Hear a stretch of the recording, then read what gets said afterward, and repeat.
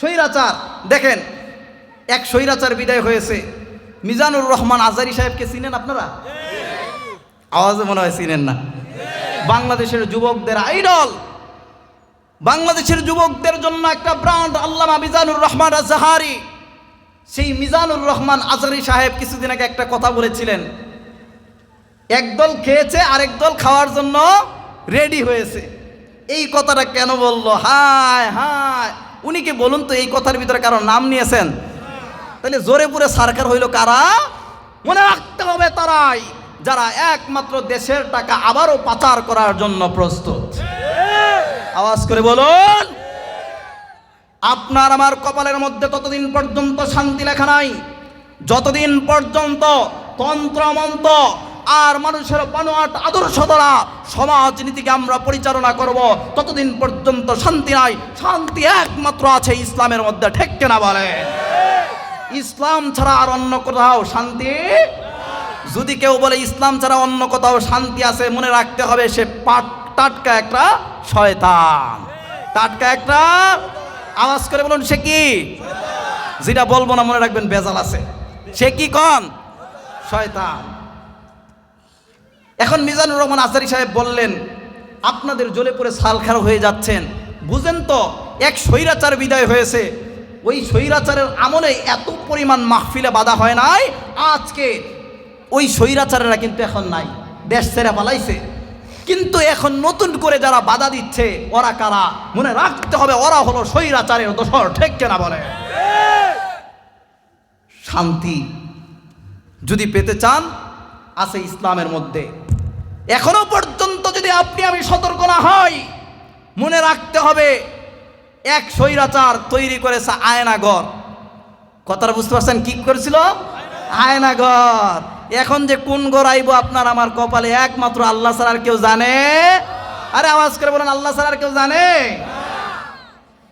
আপনার আমার দাড়ি আছে, টুপি আছে, পাঞ্জাবি পরি, আল্লাহর ইবাদত করি, নামাজ পড়ি, কিন্তু ইসলামকে বিজয় করার জন্য যখন ডাক আসে তখন আপনাকে আমাকে খুঁজে পাওয়া যায় না। কথা কয় না রে?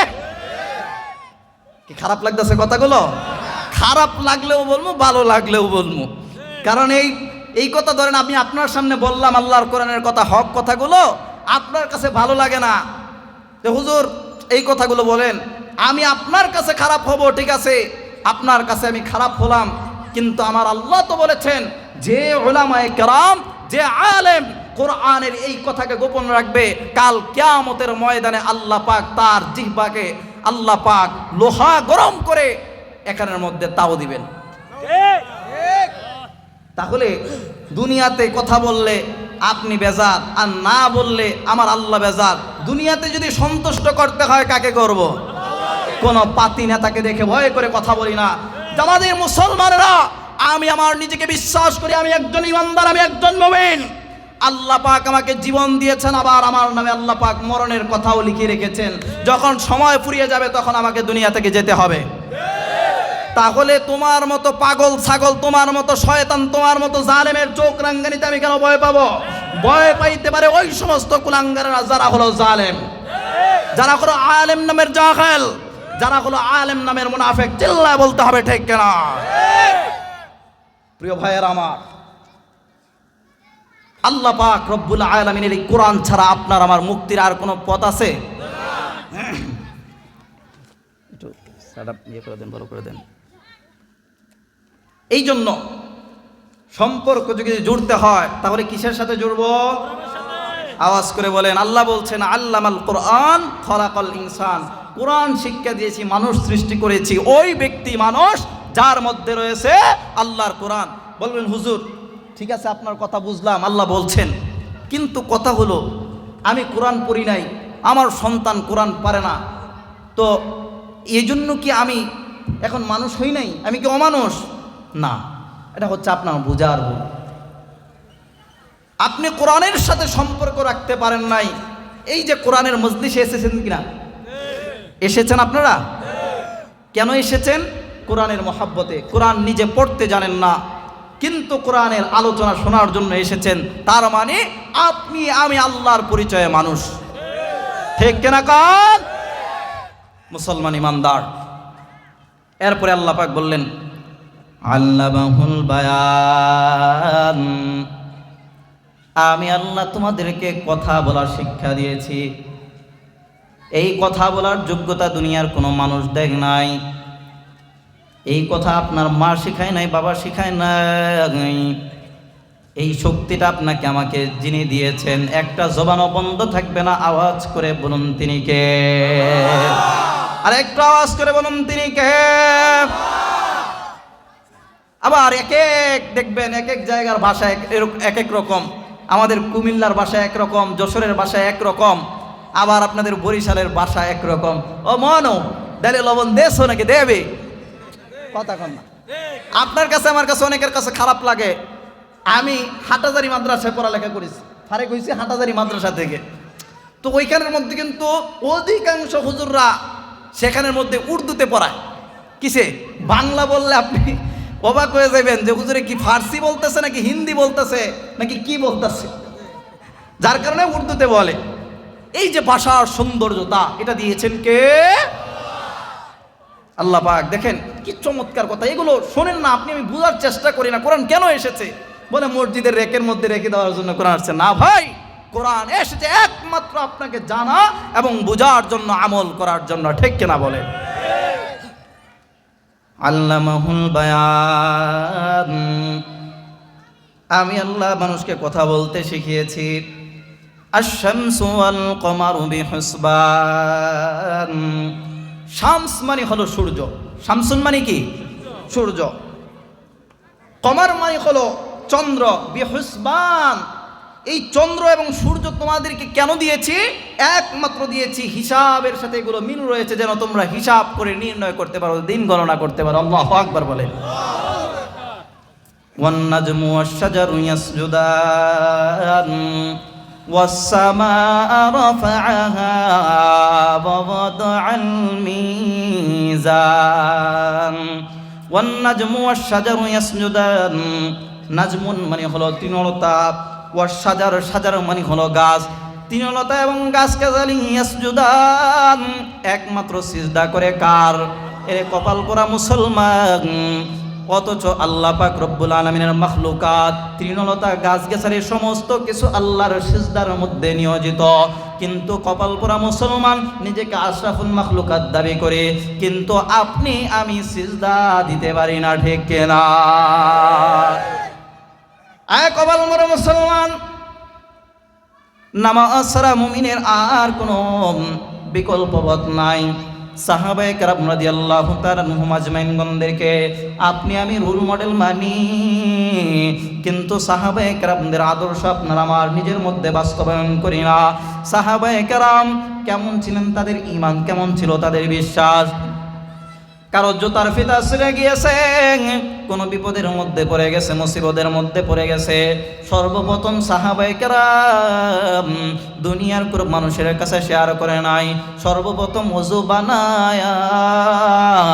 ওযু বানায়া মুসল্লার মধ্যে দাঁড়িয়ে গেছেন, আল্লাহকে ডাক দিয়ে বলে, ও আল্লাহ, আমার অমুক হাজত, অমুক জিনিসের প্রয়োজন।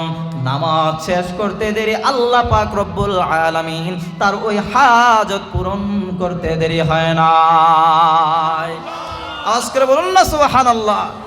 এখন আপনি বলবেন হুজুর সাহাবায়ে কেরাম তাদের কথা তো ভিন্ন। কেন ভিন্ন হবে রে ভাই? সাহাবায়ে কেরামও মানুষ, আপনি আমিও হলাম মানুষ। সাহাবায়ে কেরামরা মানুষ, আপনি আমি মানুষ। পার্থক্য কোথায়? রক্তে মাংসে গড়া মানুষ, আপনিও আমি রক্তে মাংসে গড়া মানুষ, কিন্তু পার্থক্য একটা জায়গায়। তারা ভরসা করেছে একমাত্র আল্লাহর উপরে, আর আপনি আমি ভরসা করি একমাত্র মানুষের উপরে। বলে আশা ব্যাংকে যদি না যাইতাম তাহলে আমার অবস্থা খারাপ হয়ে যেত, গ্রামীণ ব্যাংকের মধ্যে যদি না যাইতাম আজকে আমার না খেয়ে থাকতে হতো। এরকম বিশ্বাসটা রাখে কি রাখে না? আরে ভাই, যদি মুসলমান হয়ে থাকেন, ঈমানটা যদি দৃঢ় থাকে রে ভাই, তাহলে মুসলমান একজনের উপরে ভরসা করবে, চিল্লা বলো তার নাম। এই জন্য আল্লাহ পাক রব্বুল আলামিন জানায় দেন, আমিনু কামা আমানান নাস। ঈমান আনয়ন করো সাহাবায়ে কেরামের মতো ঈমান। বলে সাহাবায়ে কেরামের ঈমানটা কেমন? সাহাবায়ে কেরাম তো আপনার আমার মতো মানুষ, কিন্তু আপনার আমার মধ্যে আকাশ পাতাল পার্থক্য। আল্লাহ পাক রব্বুল আলামিন পয়গম্বর আরবিকে জানায় দেন, ও পয়গম্বর, দুনিয়ার জমিনের মধ্যে আমি আল্লাহ আপনাকে রহমত বানায় প্রেরণ করলাম। ওগো পয়গম্বর, জমিনের মধ্যে আমি আল্লাহ আপনাকে প্রেরণ করেছি রহমত হিসাবে। নবীজি দুনিয়ার জমিনের মধ্যে আসলেন, বিদায় হজ্জের শেষ বাণীতে আমাদেরকে জানায় দেন, তারাকতু ফীকুম আমরাইন লান তাদিল্লু মা তামাসসাকতুম বিহিমা কিতাবাল্লাহি ওয়া সুন্নাত রাসূলি। আল্লাহ পাক নবীকে জানায় দেন, ও পয়গম্বর, আপনি যদি চান এই উহুদ পাহাড়কে স্বর্ণে পরিণত করে দিব। কি চান বলেন? কি সম্পদ আপনার লাগবে? নবী আমার বলে, ও গো আল্লাহ, আল্লাহুম্মা আহিনি মিসকিনান ওয়া আমিতনি মিসকিনান ওয়াহশুরনি ফি জুমারাতিল মাসাকিন। আয় আল্লাহ, আমি দুনিয়ার জমিনের মধ্যে গরিব থাকতে চাই। আয় আল্লাহ, দুনিয়ার জমিনের মধ্যে অভাবী জিন্দেগিকে আল্লাহ আমি বেছে নিয়েছি। আয় আল্লাহ, কাল কিয়ামতের ওই কঠিন ময়দানে আল্লাহ আমাদেরকে এই গরিবের সাথে আল্লাহ আপনি আমাকে হাসর নাসর করায়েন। সুবহানাল্লাহ বলেন। এখন আপনি আমি ভাবতে পারি, আহারে দুনিয়াতে আপনার আমার সম্পদ কম, আহারে আপনি আমি মনে হয় হেরে গেলাম। আল্লাহর কসম করে বলি না, দুনিয়াতে আপনার চোখে যদি মনে হয় আপনি হেরে গিয়েছেন, কাল কিয়ামতের ময়দানে আপনি আমি নবীর সঙ্গে উঠব সুম্মা ইনশা। মুসলমান ইমানদার, একবার পয়গম্বরে আরবি সাল্লাল্লাহু আলাইহি ওয়াসাল্লাম খেজুরের পাতার মধ্যে শুয়ে আছেন। হঠাৎ করে হযরতে ওমরে ফারুক আসলেন, এসে দেখলেন পয়গম্বরে আরবি সাল্লাল্লাহু আলাইহি ওয়াসাল্লামের পিঠের মধ্যে দাগ লেগে গিয়েছে। পয়গম্বরের এই দৃশ্যটা দেখে চোখের পানিগুলোকে আর ধরে রাখতে পারলেন না। ও পয়গম্বর, দুনিয়াতে আল্লাহ পাক রব্বুল আলামিন আপনার কারণে এত নাজ নেয়ামত দিয়েছেন। ও পয়গম্বর, একটা কথা আপনার থেকে জানতে চাই, রোম পারস্য তারা তো অনেক কিছুর মালিক, অথচ আমরা ইমানদার, আমরা আশরাফুল মাখলুকাত, দুনিয়ার জমিনের মধ্যে যদি নিয়ামত পেয়ে থাকি, আমরা তো অনেক নিয়ামত পাব, তাদের থেকে ভালো থাকব। কিন্তু পয়গম্বর, আজকে আমরা এত কষ্টের মধ্যে আছি, আপনার এই দৃশ্য কেন? পয়গম্বর ডাক দিয়ে বললেন, ও উমর, আল্লাহ পাক রব্বুল আলামিন দুনিয়াতে কাফের মুশরিকদেরকে দিয়েছেন খুব অল্প, খুব স্বল্প দিয়েছেন। আখিরাতে বিনিময়ে তারা কিছুই পাবে না, যা পাওয়ার আখিরাতের মাত্র কিঞ্চিত পেয়েছে, দুনিয়াতে এটা শেষ। আর আল্লাহ পাক রব্বুল আলামিন দুনিয়ার জমিনের মধ্যে আদ-দুনিয়া সিজনুল মুমিন ওয়া জান্নাতুল কাফির, দুনিয়া মুমিনের জন্য কয়েদখানা, জেলখানা, বন্দিখানা। দুনিয়ার জমিনের মধ্যে মুমিনরা কষ্ট করবে, আল্লাহ পাক রব্বুল আলামিন মুমিনদের এই প্রতিদান রেখেছেন একমাত্র জান্নাতে। আল্লাহ আল্লাহ, क्या मुबारक नाम है, अल्लाह अल्लाह आशिकों का काम है, या गियासल मुस्तगीसीन अहदिना लफ्तिखार बिलउलूम वल गिना। কি বিরক্ত হচ্ছেন? শেষ করে দিব? অনেক কন্দ হয়ে গেল, 10টা 15 বেজে গেছে, শেষ করে দিব? শুনবেন? আহা, এই যে এটা হলো একটা জান্নাতের ময়দান। এই জান্নাতের ময়দানে যতক্ষণ পর্যন্ত আপনি আমি আছি, ততক্ষণ পর্যন্ত আপনার আমার গুনাহ খাতা শুধু মাফ হচ্ছে। আওয়াজ করে চিৎকার দিয়ে বলুন সুবহানাল্লাহ। ওগো আল্লাহ, জীবনে এমন কোনো ভালো ইবাদত করতে পারি না, আমি যখন আমার হাতের দিকে তাকাই গুনাহের কারণে আমার হাত নাপাক। আয় আল্লাহ, জবানের দিকে যখন তাকাই আমার গুনাহের কারণে আমার জবান পর্যন্ত নাপাক। আয় আল্লাহ, সমস্ত অঙ্গ প্রত্যঙ্গগুলো নাপাক রে আল্লাহ। এই গভীর রজনীতে আল্লাহ, শীতের মধ্যে আল্লাহ, এখানের মধ্যে আছে আল্লাহ, আরামের ঘুমকে হারাম করিয়া আয় আল্লাহ, আমি আজকে আল্লাহ এই ভোলাবাসীর জন্য দোয়া করে যাই। আয় আল্লাহ, এদের প্রত্যেককে আল্লাহ এই ত্যাগের বিনিময়ে আল্লাহ আপনি জান্নাতের জন্য কবুল করে নেন, আমিন। আলোচনার রীতি টানবো ইনশাল্লাহ খুব শীঘ্রই। আমি জানি সারা রাত যদি আমি ওয়াজ করি, আমার আপনাদের প্রতি এতটুকু বিশ্বাস আছে, কোরআনের মহাব্বতে, আল্লাহর মহাব্বতে আপনারা সারা রাত থাকবেন। কিন্তু না, আপনাদেরকে কষ্ট দিব না, আলোচনা শেষ করে দিব একটা ঘটনায়। মুসলমান ইমানদার, আল্লাহ পাক রব্বুল আলামিন নবীকে জানায় দিলেন, ও পয়গম্বর, দুনিয়ার জমিনের মধ্যে আমি আল্লাহ আপনাকে প্রেরণ করলাম। পয়গম্বরে আরবি দুনিয়ার জমিনের মধ্যে আসার পূর্বে আল্লাহ তাআলা তার বাবাকে দুনিয়া থেকে নিয়ে গেলেন। বাবা নাই, বাবা নাই। দুনিয়াতে আসার পর একদিন একটা বাবা বলে ভালো করে বাবাকে ডাক দিতে পারেন নাই, বাবাকে দেখতে পারেন নাই, বাবার আদর স্নেহ থেকে বঞ্চিত হয়ে গেলেন। আমার মায়ের নবী সাল্লাল্লাহু আলাইহি ওয়াসাল্লাম মন খারাপ করে বসে আছেন। 6 বছর বয়সে মা কেউ হারিয়ে ফেললেন। আহারে, যার দুনিয়ার জমিনের মধ্যে মা নাই, বাবা নাই, ওই সন্তানটার মতো ইতিম তো দুনিয়ার জমিনের মধ্যে আর কেউ হতে পারে না, ঠিক কিনা বলেন? আহারে, যার মা নাই। কিছুদিন আগে একটা যুবক আমার কাছে এসে বলে, হুজুর, আমার মা কিছুদিন পর আমি দুনিয়াতে আসার পর কিছুদিন পর আমার মা দুনিয়া থেকে বিদায় নিল। আমার মা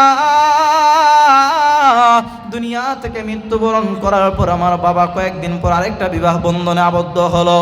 আমার ঘরের মধ্যে সৎমা চলে আসলো। আমি তখন বুঝতে পারলাম দুনিয়া কত কষ্টের। তখন আমি বুঝতে পারলাম দুনিয়া কত ভয়ঙ্কর।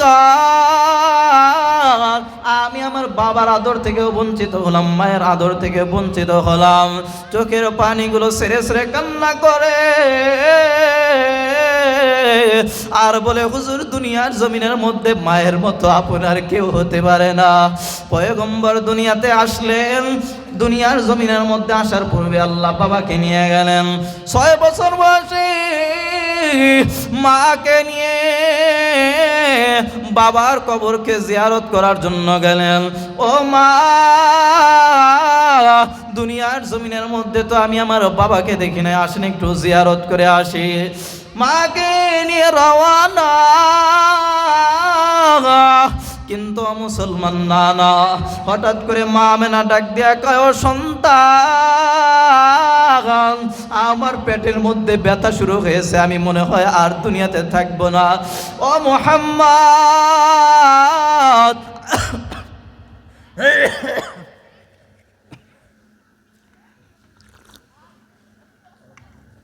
একবারে বাজে পড়ছে।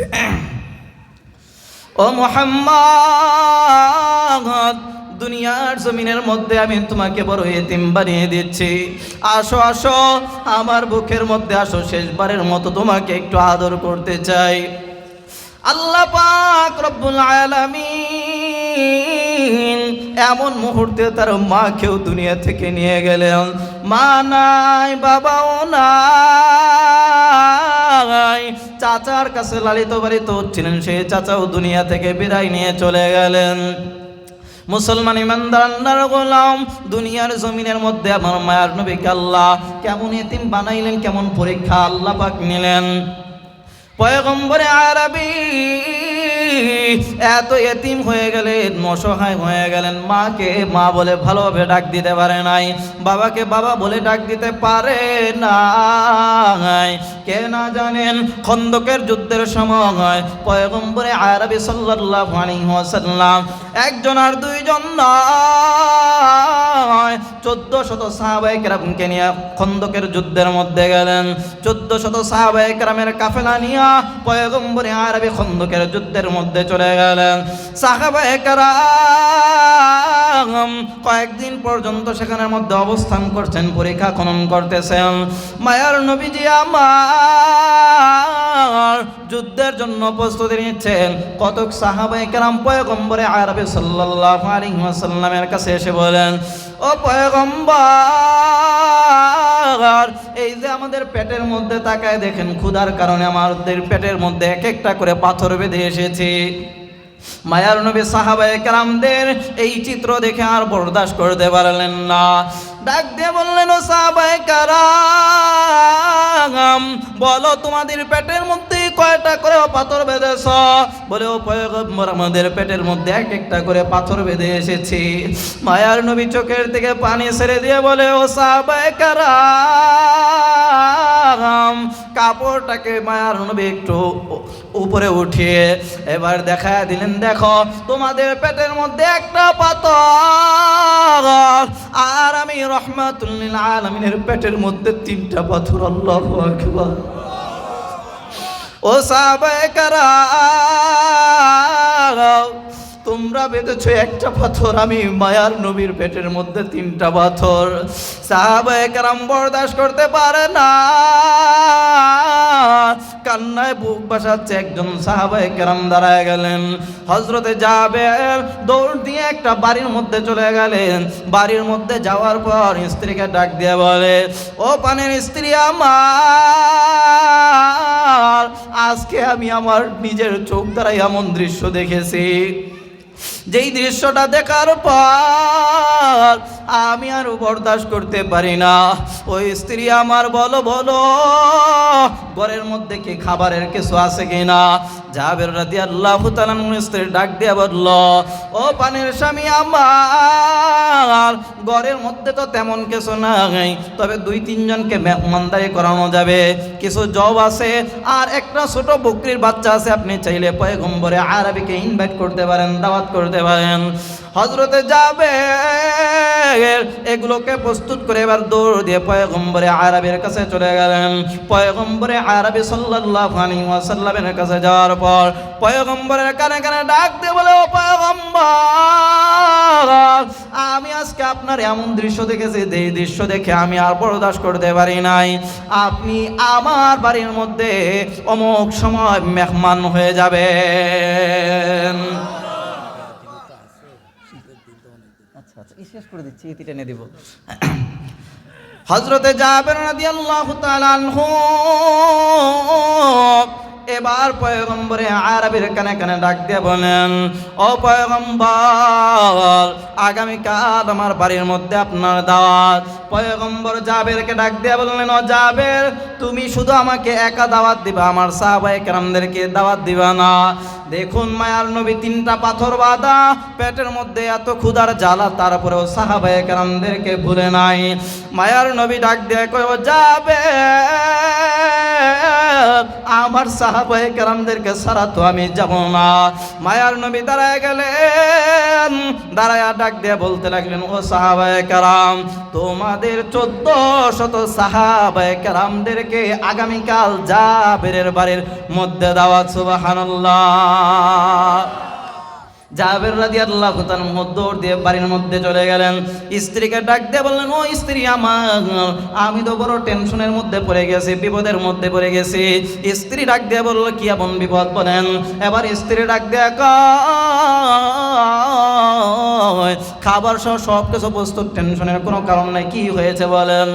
এবার জাবের রাদিয়াল্লাহু তাআলা আনহু স্ত্রীকে ডাক দিয়ে বলে, আমি তো পয়গম্বরকে কানে কানে বলেছি, ও পয়গম্বর, আগামীকাল আমার বাড়িতে শুধু আপনাকে দাওয়াত। আর মায়ার নবী দাঁড়ায় 1400 সাহাবায়ে কেরামদেরকে দাওয়াত দিয়ে দিলেন। নেককার স্ত্রী যে ঘরের জন্য কত বড় রহমত দেখেন।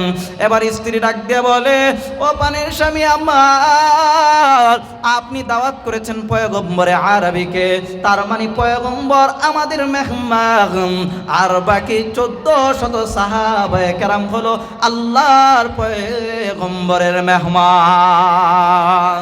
চিৎকার দিয়ে বলুন না সুবহানাল্লাহ। হযরতে জাবের রাদিয়াল্লাহু তাআলা আনহুর বাড়ির মধ্যে পয়গম্বর চলে আসলেন। জাবেরকে ডাক দিয়ে বললেন, ও জাবের, যতক্ষণ পর্যন্ত আমি নবী না বলবো ততক্ষণ পর্যন্ত খাবারের ডাক না তুমি সরাইবা না। এবার পয়গম্বরে আরবি সাল্লাল্লাহু আলাইহি ওয়াসাল্লাম স্পষ্ট জানায় দিলেন, হযরতে জাবের রাদিয়াল্লাহু তাআলা আনহু ভুলক্রমে ওই ডাকনাটাকে উঠিয়ে ফেললেন। মায়ার নবী এবার আসলেন, একে একে 1400 সাহাবায়ে কেরামকে খাবার খাওয়াইলেন। খাবার যে পরিমাণ ছিল এক বিন্দু পরিমাণ খাবার পর্যন্ত কমে নাই। ইমামুল আউয়ালিন আল আখিরিন বাহরে সাদাকা রাহমাতান লিল আলামিন, শুধু ওজুদাত রাহমাতান লিল আলামিন, মসজিদে ও শুধ খামারু ইয়াজমিন। মায়ার নবী আবার হযরতে জাবেরকে ডাক দিয়ে বললেন, ও জাবের, এবার খাবার কি পরিমাণ আছে বলো। পয়গম্বরে আরবিকে জানিয়ে দিল, পয়গম্বর এক বিন্দু পরিমাণ কমে নাই। পয়গম্বরে আরবি এবার ডাক দিয়ে বললেন, তুমি এবার খাবার খাও, তোমার ফ্যামিলিকে খাওয়াও। সবাইকে খাওয়াইলেন। এবার পয়গম্বর সর্বশেষ খাইলেন। হযরতে জাবেরকে ডাক দিয়ে বললেন, ও জাবের, আমি নবী তোমাকে জানিয়ে দিয়েছিলাম তুমি এই খাবারের ডাকনা খুলবে না আমি নবী বলার আগ পর্যন্ত। যদি তুমি এই ডাকনাকে না খুলতা, কিয়ামত পর্যন্ত যত মানুষ আসত তত মানুষ এই খাবারকে কোনোদিন শেষ করতে পারত না। হামসুরাতে মুস্তফা দরতামাম হালে উকুন ইত্তেবায়ে সুন্নতে কওলে রাসূল মজদায়ে কা নামাই হাবকুম কবুল। মুসলমান ইমানদার আল্লাহর গোলাম, এই জন্য গুনাহের কারণে অন্তরটা বড় পাথর হয়ে গেছে। গুনাহের কারণে আমার হাত নাপাক, জবান নাপাক, আমার অঙ্গ প্রত্যঙ্গগুলো নাপাক হয়ে গিয়েছে। আল্লাহর হাবিবের তরিকা, আল্লাহর হাবিবের সুন্নত আমি আমার নিজের মধ্যে বাস্তবায়ন করতে পারলাম না। কেন পারলাম না? বলে আল্লাহর হাবিবের তরিকা কোথায়? বলে আমি আমার মাথার চুলগুলো কিভাবে কাটবো, তাকায় দেখো আল্লাহর নবীর তরিকা। আমি আমার হাতের আঙ্গুলের নখগুলো কিভাবে কাটবো, আল্লাহর নবীর তরিকা। আমি পোশাক পরিধান করব কিভাবে, তাকায় দেখো আল্লাহর নবীর তরিকা। আমি বাথরুমের মধ্যে প্রবেশ করব কিভাবে, তাকায় দেখো আল্লাহর নবীর তরিকা। আমি বাথরুম থেকে বের হব কিভাবে, আমি বাথরুম থেকে বের হব, তাকায় দেখো আল্লাহর নবীর তরিকা। আবু জাহেল সাহাবায়ে কেরামদেরকে ব্যঙ্গ করিয়া বলে, ও সাহাবায়ে কেরাম, তাকায় দেখো তোমাদের নবী কেমন নবী, তোমাদের নবী কিভাবে বাথরুমে যায় সেই নিয়ম কারণ আমাদের শিক্ষা দেয়। বলো বলো বলো, এটাকে শেখানোর জিনিস নাকি? সাহাবায়ে কেরাম ডাক দিয়ে বলে, ও আবু জাহেল, শোনো শোনো শোনো, ভালো করে শুনিয়া লও।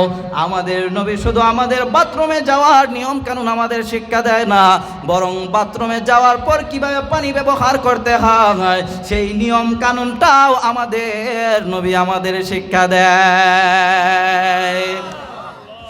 পয়গম্বরে আরবির আদর্শ,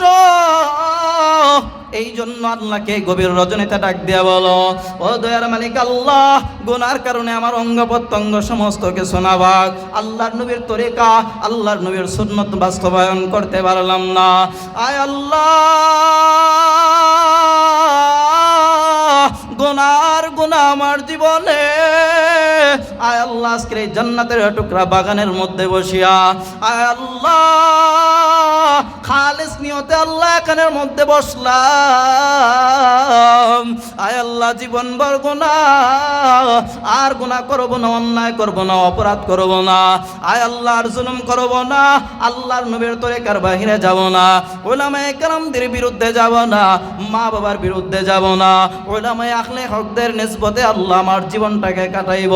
আয় আল্লাহর গুনাহ করব না। তওবা করার যদি কাটি নিয়ত হয়, অন্তরের মধ্যে যদি মুনাফিকি না থাকে, খাঁটি তওবার নিয়তে দুটো হাত আমার আল্লাহকে উঠা দেখা দাও। আয় আল্লাহ আমাদের হাতগুলো কবুল করে নেন। আয় আল্লাহ তওবার উপরে মজবুত হয়ে চলার তৌফিক দান করেন।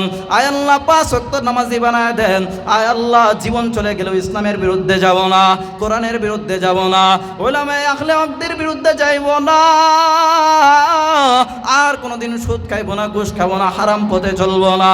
আয় আল্লাহ তাকায় দেখেন এই গভীর রজনীতে আমার আল্লাহকে একটা ডাক দেন না আল্লাহ। মুহাব্বতে সকলে জবান ছেড়ে বলুন আল্লাহ। আর একটু মুহাব্বতে আমার আল্লাহকে ডাক দেন আল্লাহ। আয় আল্লাহ আমাদের দিকে তাকায় দেখুন আল্লাহ গুনাহ করেছি, আয় আল্লাহ আর গুনাহ করব না, আমাদেরকে আল্লাহ আপনি মাফ করে দেন, তওবার উপরে অটল এবং অবিচলতা দান করেন, আমিন।